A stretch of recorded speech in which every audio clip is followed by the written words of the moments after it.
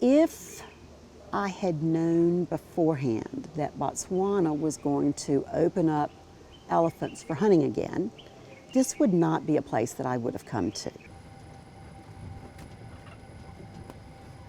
The government has decided that they're going to do the culling or the shooting of the animals. I can't really believe we are on that stage. And I hope they do something else. If you can go into places where there has been hunting happening, their behavior is completely different. You can't really get closer to the animal. You'll point at an animal at a long distance and it will run away.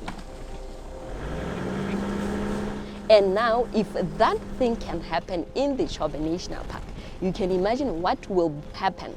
Tourism might be affected. Hunt is going to chase tourism away. Once you shoot one elephant or one buffalo, they'll run away to the other countries, which means our country, the economy will go down because of the wildlife. So on me and my families, my parents, so our lives will go down. It's like the poor families now.